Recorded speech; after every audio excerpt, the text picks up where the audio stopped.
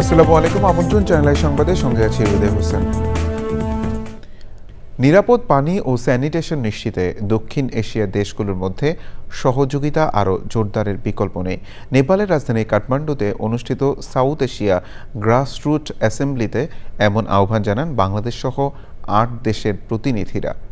পারস্পরিক সহযোগিতায় দেশগুলো এগিয়ে যাবে বলেও প্রত্যাশা তাদের। বিস্তারিত সাইদ পান্থর রিপোর্টে।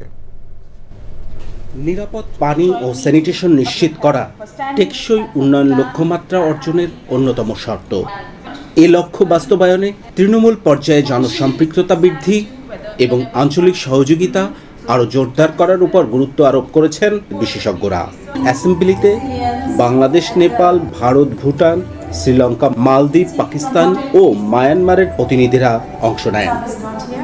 This program, where we tried to hear the marginalized people's voices, talked about the barrier of water services to the last mile population.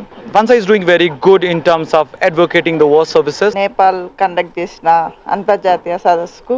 অংশগ্রহণকারীরা জলবায়ু পরিবর্তনের চ্যালেঞ্জ মোকাবেলায় সরকার, উন্নয়ন সংস্থা ও নাগরিক সমাজের সমন্বিত উদ্যোগের উপর গুরুত্ব আরোপ করেন। This agenda should go to the higher place like UN in global, here in national level, so that is our agenda. দক্ষিণ এশিয়ার দেশগুলোর মধ্যে অভিজ্ঞতা বিনিময় ও ভবিষ্যৎ সহযোগিতার নতুন ক্ষেত্র তৈরি করবে বলে আশা প্রকাশ করেন অংশগ্রহণকারীরা।